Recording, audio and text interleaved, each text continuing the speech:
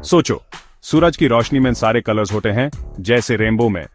जब ये रोशनी धरती के एटमॉस्फेयर में आती है तो छोटे छोटे पार्टिकल्स जैसे डस्ट और गैस से टकराती है।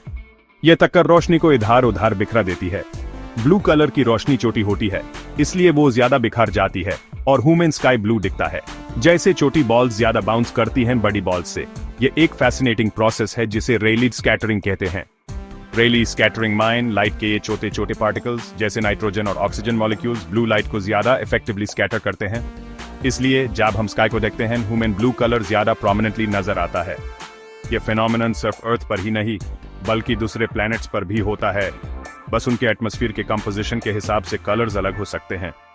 सूरज की रोशनी जब पानी के ड्रॉप्स से गुजरती है तो रेनबो बनता है। यह भी एक तरह का लाइट स्कैटरिंग का एग्जाम्पल है। रेनबो में लाइट पानी के ड्रॉप्स में रिफ्रैक्ट होती है, फिर रिफ्लेक्ट होती है और फिर से रिफ्रैक्ट होती है, जिससे सारे कलर्स अलग अलग दिखते हैं।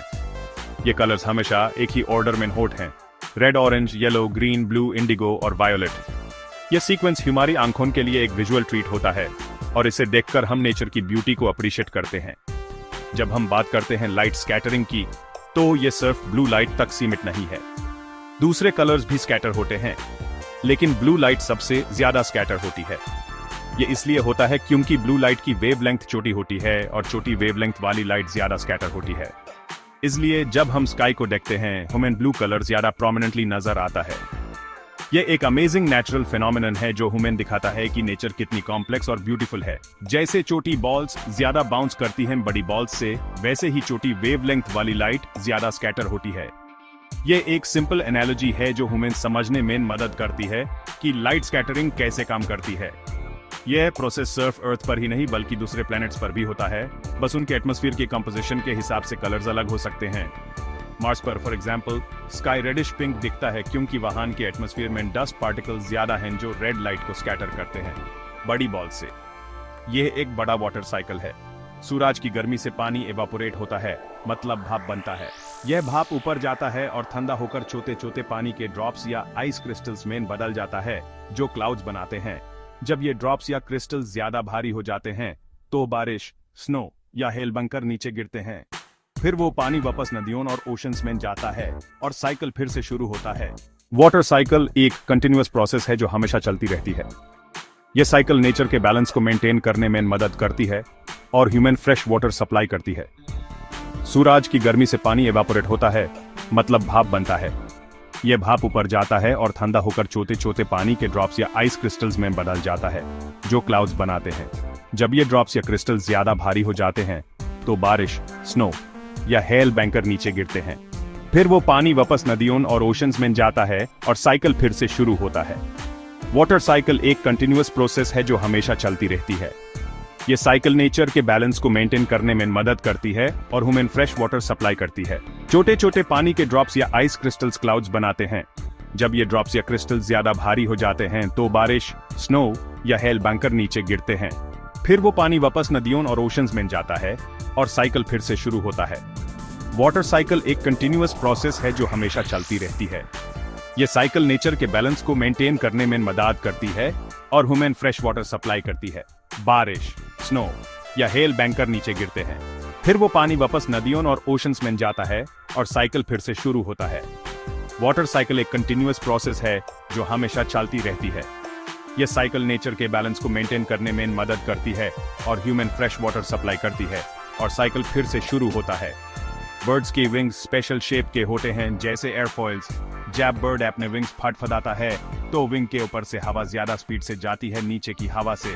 इसे एयर प्रेशर में फर्क पड़ता है, ऊपर कम प्रेशर और नीचे ज्यादा। यह प्रेशर डिफरेंस विंग को ऊपर पुश करता है, जिससे लिफ्ट बनता है। बर्ड अपनी टेल से बैलेंस और स्टीयरिंग भी करता है। जैसे तुम कार की विंडो से हाथ बाहर निकालते हो तो हवा तुम्हारे हाथ को ऊपर पुश करती है। बर्ड्स की विंग्स का डिजाइन एवोल्यूशन का एक मास्टरपीस है। यह डिजाइन बर्ड्स को एफिशिएंट फ्लाइंग में मदद करता है और उन्हें लॉन्ग डिस्टेंसेस कवर करने में हेल्प करता है, जैसे एयरफॉइल्स। जब बर्ड अपने विंग्स फड़फड़ाता है तो विंग के ऊपर से हवा ज्यादा स्पीड से जाती है नीचे की हवा से। इसे एयर प्रेशर में फर्क पड़ता है, ऊपर कम प्रेशर और नीचे ज्यादा। यह प्रेशर डिफरेंस विंग को ऊपर पुश करता है, जिससे लिफ्ट बनता है। बर्ड अपनी टेल से बैलेंस और स्टीयरिंग भी करता है। जैसे तुम कार की विंडो से हाथ बाहर निकालते हो तो हवा तुम्हारे हाथ को ऊपर पुश करती है। बर्ड्स की विंग्स का डिजाइन एवोल्यूशन का एक मास्टरपीस है। ये डिजाइन बर्ड्स को एफिशिएंट फ्लाइंग में मदद करता है और उन्हें लॉन्ग डिस्टेंसेस कवर करने में हेल्प करता है। तो विंग के ऊपर से हवा ज्यादा स्पीड से जाती है नीचे की हवा से। इससे एयर प्रेशर में फर्क पड़ता है, ऊपर कम प्रेशर और नीचे ज्यादा। यह प्रेशर डिफरेंस विंग को ऊपर पुश करता है, जिससे लिफ्ट बनता है। बर्ड अपनी टेल से बैलेंस और स्टीयरिंग भी करता है। जैसे तुम कार की विंडो से हाथ बाहर निकालते हो तो हवा तुम्हारे हाथ को ऊपर पुश करती है। बर्ड्स की विंग्स का डिजाइन एवोल्यूशन का एक मास्टरपीस है। यह डिजाइन बर्ड्स को एफिशिएंट फ्लाइंग में मदद करता है और उन्हें लॉन्ग डिस्टेंसेस कवर करने में हेल्प करता है। ऊपर कम प्रेशर और नीचे ज्यादा। यह प्रेशर डिफरेंस विंग को ऊपर पुश करता है, जिससे लिफ्ट बनता है। बर्ड अपनी टेल से बैलेंस और स्टीयरिंग भी करता है। जैसे तुम कार की विंडो से हाथ बाहर निकालते हो तो हवा तुम्हारे हाथ को ऊपर पुश करती है। बर्ड्स की विंग्स का डिजाइन एवोल्यूशन का एक मास्टरपीस है। यह डिजाइन बर्ड्स को एफिशिएंट फ्लाइंग में मदद करता है और उन्हें लॉन्ग डिस्टेंसेस कवर करने में हेल्प करता है, जिससे लिफ्ट बनता है। बर्ड अपनी टेल से बैलेंस और स्टीयरिंग भी करता है। जैसे तुम कार की विंडो से हाथ बाहर निकालते हो तो हवा तुम्हारे हाथ को ऊपर पुश करती है। बर्ड्स की विंग्स का डिजाइन एवोल्यूशन का एक मास्टरपीस है। यह डिजाइन बर्ड्स को एफिशिएंट फ्लाइंग में मदद करता है और उन्हें लॉन्ग डिस्टेंसेस कवर करने में हेल्प करता है। तो हवा तुम्हारे हाथ को ऊपर पुश करती है। स्प्रिंग और समर में पत्ते ग्रीन होते हैं क्लोरोफिल की वजह से, जो प्लांट्स को सूरज की रोशनी से खाना बनाने में हेल्प करता है। जब फॉल आता है तो सूरज की रोशनी कम हो जाती है और ठंड बढ़ जाती है। ट्रीज क्लोरोफिल बनाना बैंड कर देते हैं और ग्रीन कलर फेड हो जाता है। इससे दूसरे कलर्स दिखने लगते हैं, जैसे येलो और ऑरेंज कैरोटीनॉइड्स और रेड एंथोसियानिन्स। जैसे तुम ग्रीन मार्कर पे येलो और रेड कलर काटते हो तो ग्रीन गायब हो जाता है और दूसरे कलर्स दिखते हैं। यह प्रोसेस ऑटम सीजन को इतना कलरफुल और ब्यूटीफुल बनाता है। हर साल यह सीजनल चेंज ह्यूमन नेचर के साइकिल्स और उनकी ब्यूटी को अप्रिशिएट करने का मौका देता है, जो प्लांट्स को सूरज की रोशनी से खाना बनाने में हेल्प करता है। जब फल आता है तो सूरज की रोशनी कम हो जाती है और ठंड बढ़ जाती है। ट्रीज क्लोरोफिल बनाना बैंड कर देते हैं और ग्रीन कलर फेड हो जाता है। इसे दूसरे कलर्स दिखने लगते हैं, जैसे येलो और ऑरेंज कैरोटीनॉइड्स और रेड एंथोसियानिन्स।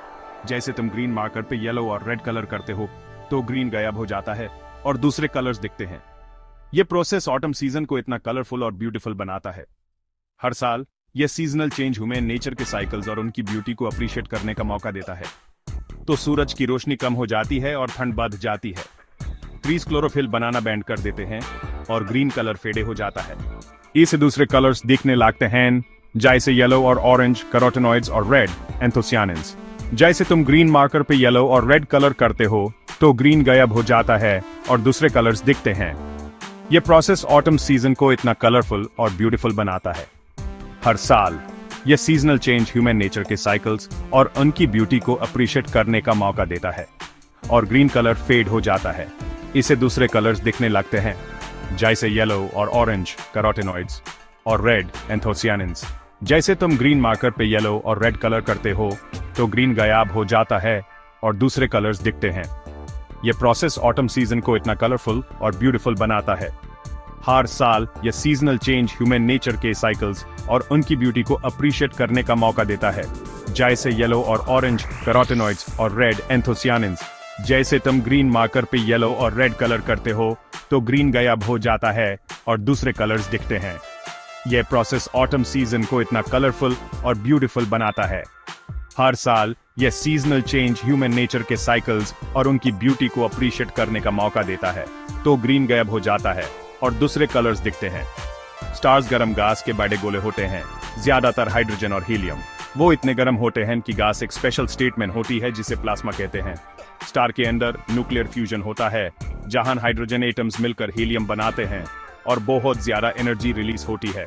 ये एनर्जी स्टार्स को चमकदार बनाती है, जैसे स्पेस में एक बड़ी कभी ना खत्म होने वाली आग। स्टार्स के फॉर्मेशन और उनके लाइफ साइकिल के बारे में सोचना भी फैसिनेटिंग है। स्टार्स बिलियंस ऑफ ईयर्स तक जीते हैं और उनके लाइफ साइकिल के डिफरेंट स्टेजेस होते हैं, जैसे मेन सीक्वेंस, रेड जायंट और सुपरनोवा। हर स्टेज में स्टार्स अलग अलग तरह से बिहेव करते हैं और उनकी एनर्जी और ब्राइटनेस भी चेंज होती रहती है। ज्यादातर हाइड्रोजन और हीलियम वो इतने गर्म होते हैं कि गैस एक स्पेशल स्टेट में होती है जिसे प्लाज्मा कहते हैं। स्टार के अंदर न्यूक्लियर फ्यूजन होता है, जहां हाइड्रोजन एटम्स मिलकर हीलियम बनाते हैं और बहुत ज्यादा एनर्जी रिलीज होती है। ये एनर्जी स्टार्स को चमकदार बनाती है, जैसे स्पेस में एक बड़ी कभी ना खत्म होने वाली आग। स्टार्स के फॉर्मेशन और उनके लाइफ साइकिल के बारे में सोचना भी फैसिनेटिंग है। स्टार्स बिलियंस ऑफ ईयर्स तक जीते हैं और उनके लाइफ साइकिल के डिफरेंट स्टेजेस होते हैं, जैसे मेन सीक्वेंस, रेड जायंट और सुपरनोवा। हर स्टेज में स्टार्स अलग अलग तरह से बिहेव करते हैं और उनकी एनर्जी और ब्राइटनेस भी चेंज होती रहती है, जिसे प्लाज्मा कहते हैं। स्टार के अंदर न्यूक्लियर फ्यूजन होता है, जहां हाइड्रोजन एटम्स मिलकर हीलियम बनाते हैं